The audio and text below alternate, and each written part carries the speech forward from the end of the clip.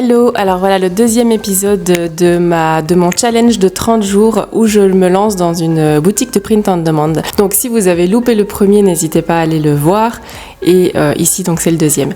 Alors ça fait une semaine que je me suis lancé le challenge et je dois dire que cette semaine a été très très difficile. Pas d'un point de vue moral, mais parce que j'ai eu des difficultés techniques que je vais vous expliquer parce que franchement il faut le savoir, je n'étais au courant de rien pour ça. Donc je dirais que voilà, cette semaine en tout cas ça a été compliqué au niveau de mon compte sur Etsy qui a été bloqué 2 jours. Alors c'était bloqué dans le sens où j'ai eu ma boutique qui a été mise en mode vacances parce que je remplissais pas certaines conditions, mais il n'empêche que voilà, je pouvais continuer quand même à poster des articles si je le voulais, mais je ne l'ai pas fait pendant ces 2 jours-là parce que j'ai été totalement démoralisée, je m'attendais pas à ça. Donc si vous voulez, moi en Belgique je suis indépendante, on appelle ça comme ça, donc ça veut dire que je suis à mon propre compte, j'ai un numéro de TVA, mais en attendant je n'ai pas de société officielle, donc je suis professionnelle, je suis entrepreneuse. En fait en France je pense que ça équivaut au statut d'auto-entrepreneur ou de freelance, je ne sais pas très bien lequel, mais c'est kiff-kiff en fait, c'est la même chose. Donc quand je me suis inscrite sur Etsy, j'ai bien coché cette case et j'ai encodé mon numéro de TVA qui n'est pas passé au départ parce que c'était pas vraiment le bon format. Donc, là j'ai commencé à avoir des ennuis parce que j'ai dû fournir documents etc, mais je ne pouvais pas les fournir parce que mon numéro de TVA ne passait pas et j'ai essayé trop de fois et du coup mon compte a été bloqué, en tout cas c'est à cause de ça au départ. Et puis après, je croyais qu'en fait, je devais choisir société. Enfin voilà, j'avais pas bien compris. Donc voilà, en attendant, je devais quand même choisir particulier. Mais ça n'a pas été ma difficulté principale, on va dire. Alors la grosse difficulté que j'ai eue, et j'ai cru que ça allait même être au point que j'allais devoir arrêter le challenge, parce que si c'était comme ça valait pas la peine de continuer. C'est qu'en fait, quand j'ajoutais un article en ligne, Etsy ajoutait la TVA. Et je ne suis pas censée avoir de la TVA qui s'ajoute sur mes articles, parce que moi, je suis déclarée, je suis professionnelle, officielle, avec un numéro de TVA. Et en fait, normalement, sur la plateforme, si vous vous inscrivez en tant que particulier, vous allez avoir Etsy qui rajoute de la TVA. C'est logique, vous n'êtes pas déclaré à ce moment-là, donc Etsy est chargé de mettre de la TVA sur vos articles et de la collecter quand vous faites une vente. Vous ne le voyez pas spécialement parce que ça va être ajouté et pris après que vous ayez fixé votre prix, mais il n'empêche que votre prix est plus haut du coup. Et moi, je ne suis pas censée être dans cette situation-là, puisque quand j'ajoute mon numéro de TVA, normalement c'est automatique, et Etsy retire la TVA de vos articles. Et ce qui se passait, c'est que la TVA ne se retirait pas, même quand j'ai pu encoder mon numéro de TVA. Et j'arrivais pas à comprendre pourquoi, parce que je sais très bien que sur mes autres boutiques sur Etsy, je n'ai pas cette TVA qui s'ajoute, j'ai pas le problème. Donc je comprenais vraiment pas d'où venait le problème. Et donc j'étais persuadée que c'était entre guillemets la faute d'Etsy, d'une erreur technique en fait, et qu'il fallait simplement que je trouve quelqu'un qui puisse me débloquer là-dessus. Et en fait, non.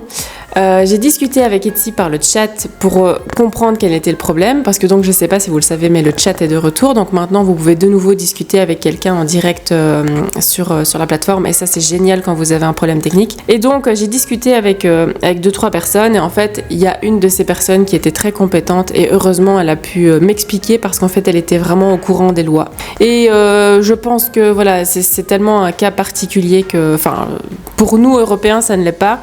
Mais pour eux, je pense que voilà, pour eux, c'était un cas particulier et il fallait le savoir. Alors, il s'avère que, en tant qu'Européen, quand vous ouvrez une boutique sur Etsy et que vous faites du print on demand, vous allez choisir un fournisseur qui va vous accompagner, qui va envoyer les articles à votre place. Moi, j'ai choisi Printify, donc ça, c'est le site par lequel je passe, et j'avais choisi de prendre un fournisseur aux États-Unis parce que, voilà, sur la plateforme, il faut avouer que surtout en print on demand, je pense que le plus gros des ventes se font aux États-Unis, mais il n'empêche que voilà, il y a tout à fait moyen de faire des ventes aussi en Europe. Mais je m'étais dit que d'un point de vue technique, c'est quand même plus facile si mes marchandises sont expédiées des États-Unis plutôt que d'ici.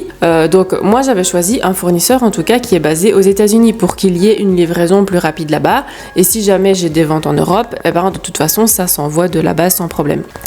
Et en fait, en faisant ça, je ne le savais pas, mais en faisant ça, Etsy est obligé par la loi de vous ajouter de la TVA. Il est obligé de la reverser. Alors ne me demandez pas où il la reverse, s'il la reverse aux États-Unis ou ici, j'en sais rien du tout. Mais voilà, c'est la loi en fait, c'est comme ça. Et du coup, en n'étant pas au courant de ça, moi j'avais ma TVA qui s'ajoutait et je n'arrivais pas du tout à comprendre pourquoi, puisque ça m'était jamais arrivé. Mais en même temps, j'ai jamais travaillé avec un partenaire et donc je n'avais jamais placé le point de départ de mes ventes aux États-Unis. Donc c'est vraiment à savoir, si vous choisissez de travailler avec quelqu'un aux États-Unis et que c'est de là que partent vos ventes, il y a de la TVA qui s'ajoute à vos prix. Mais en attendant, donc ce que j'ai fait pour contourner ce problème, c'est que j'ai toujours laissé ma boutique liée à Printify, mais j'ai délié le fournisseur. Et donc en fait, en fonction des commandes que je vais avoir et de où le client, enfin dans quel pays il sera situé, j'irai choisir manuellement le fournisseur. Vous pouvez tout à fait faire ça, c'est pas du tout compliqué parce que donc la commande va quand même s'encoder directement dans Printify quand vous allez la recevoir et ça va très vite en fait. Vous n'avez pas à faire grand chose, vous devrez juste aller sélectionner le fournisseur, la taille et le modèle que vous avez, que vous vendez, si c'est une tasse, si c'est un t-shirt. Et donc j'ai choisi de procéder comme ça. Je me suis dit que ça allait me poser problème vraiment à un moment donné où, enfin si j'ai énormément de ventes, ce qui n'est pas du tout le cas. Donc voilà. Et au pire, même je peux toujours déléguer ça à quelqu'un si jamais vraiment ça me pose problème, ça me prend trop de temps.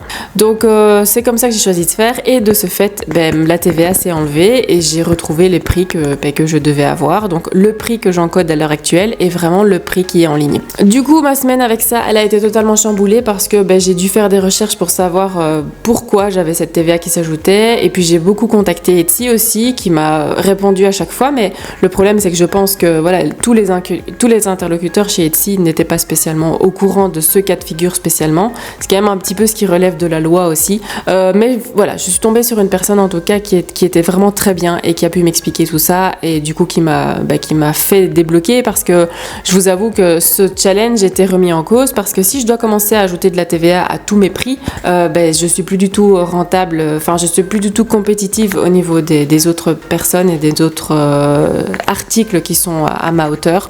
Donc c'était quand même important que j'ai pas de ce problème de TVA. Ensuite, au niveau de mes résultats, alors cette semaine elle n'a pas été folichon.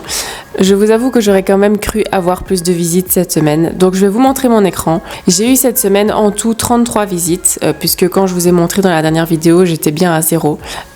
Et comme vous le voyez, les visites ne vont pas en montant. Mais bon, voilà, il ne faut pas s'arrêter à ça. Ce n'est qu'une semaine, c'est pas définitif. Il faut continuer à avancer malgré tout. Et j'ai posté 24 articles en ligne. Donc comme je vous l'ai dit, il y a 2 jours où j'ai pas posté d'articles, forcément, j'étais totalement démoralisée. Donc je me suis dit à quoi bon. Mais normalement, du coup, la semaine prochaine, je devrais être un petit peu plus efficace. Et j'ai quand même l'impression qu'en mettant un objectif de 5 ventes pour ce mois-ci, c'était très optimiste. Mais bon, voilà, on va bien voir. Hein. Je vais pas être pessimiste à l'avance. Le mois n'est pas fini, ça peut se débloquer un petit peu d'un coup. Mais je sais très bien que ça va être compliqué. Et ce qui est compliqué, en fait, c'est que je n'ai aucun point de repère. Je sais pas si ce nombre de visites, quand on se lance dans le POD, c'est bien ou pas. Personnellement, j'en ai pas l'impression. J'ai l'impression que c'est vraiment très très peu. Et la deuxième chose qui est très difficile quand on se lance et qu'on n'a pas de point de repère, je trouve, c'est qu'on ne sait pas du tout si les designs qu'on fait sur nos articles sont bien ou pas. Puisque forcément, au début, on n'a pas beaucoup de visites, donc on ne sait pas s'évaluer et s'auto-critiquer par rapport aux autres, c'est quand même très compliqué. Donc voilà, je vous avoue que moi, point de vue de mes designs, là, je ne sais pas si je suis dans le bon ou pas, je ne sais pas si ce que je crée, c'est bien ou pas, puisque les visites ne suivent pas vraiment. Donc, je continue à poster, je continue à persévérer et je continue dans ce style de design parce que je ne sais pas évaluer ça autrement qu'en faisant plus de tests. Mais sachez que si vous aussi vous êtes en train de vous lancer dans le print on demand, mentalement c'est quand même difficile de continuer à poster tous les jours comme ça sans avoir une vente qui tombe et de pas savoir si ce qu'on fait c'est bien ou pas. Il faut vraiment avoir le mental solide et se dire, se donner l'objectif. Ici moi de toute façon au bout des 30 jours c'est impossible que j'abandonne, je me suis donné ce challenge, je le ferai jusqu'au bout pendant les 30 jours et j'espère le continuer par après. Mais voilà, sachez sachez qu'il faut vraiment vous donner un objectif. Je vous conseille vraiment de vous donner une date où vous vous dites voilà, je ne m'arrête pas de poster des articles avant cette date et il me semble qu'un mois c'est vraiment un minimum, mais vraiment un minimum, et d'essayer de décrocher votre première vente durant cette période. Voilà, moi même si j'ai pas ma première vente après cette période-là, je suis pas sûre que j'abandonnerai, on verra bien. Je verrai bien dans quel état je suis à la fin de ce mois-ci, mais voilà, en tout cas, je tiens bon pour le moment. Donc voilà, quoi qu'il arrive, je vous fais un retour de nouveau dans une semaine pour vous montrer mes résultats et vous verrez bien comment ça a évolué. Je croise les doigts pour que mes visites n'aient pas descendu et pour que j'en ai au moins autant et qu'elles aient augmenté. Et j'espère pouvoir vous dire que j'ai eu ma première vente. On verra. Voilà, en tout cas, je vous souhaite en attendant une belle semaine. Portez-vous bien. Courage si vous vous lancez aussi dans une boutique Etsy et à bientôt. Dites-vous qu'ici, à l'heure actuelle, mon moral, il est pas bon parce que je vois bien que ce que je fais, ça ne fonctionne pas encore bien. Et donc, c'est normal que mentalement ce soit dur, mais vous ne devez pas lâcher et vraiment vous devez vous mettre la discipline et ne pas trop vous poser de questions et vous dire je continue ce que je fais et on verra bien si ça prend.